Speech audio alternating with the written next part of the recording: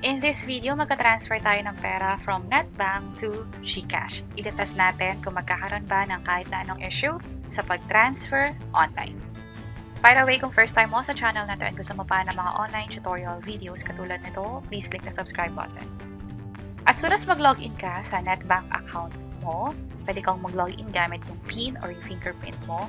Pwede mo nang ma-access yung mga features na meron sa NetBank, katulad ng scan QR, i-scan mo lang yung QR code. Also, yung iba pa like deposit, withdrawal, bills payment, at buy load na rin. In this video, transfer yung gagawin natin at pagka-transfer tayo papuntang GCash. Itetest natin kung mabilis o kung magkakaroon ba ng problema sa pag-transfer online.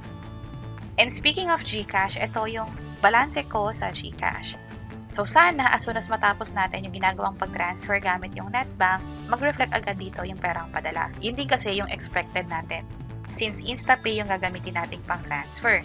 Sa InstaPay, up to 50,000 pesos yung pwedeng i-transfer real-time o mas mabilis mag-reflect yung perang padala.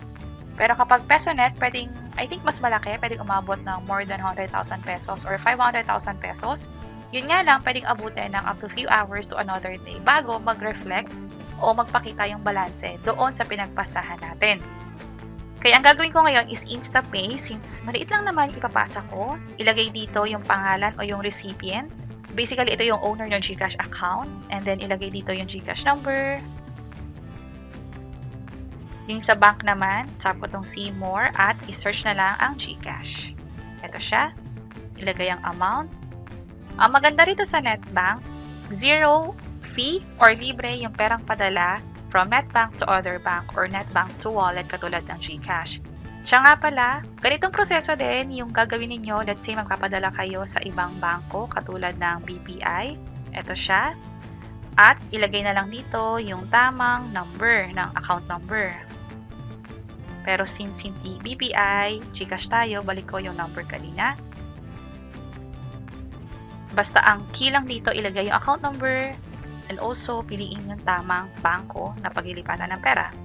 I-add ko na sa contact list para next time kung gusto kong magpadala ng pera dito, nakasave na siya dun sa list ko.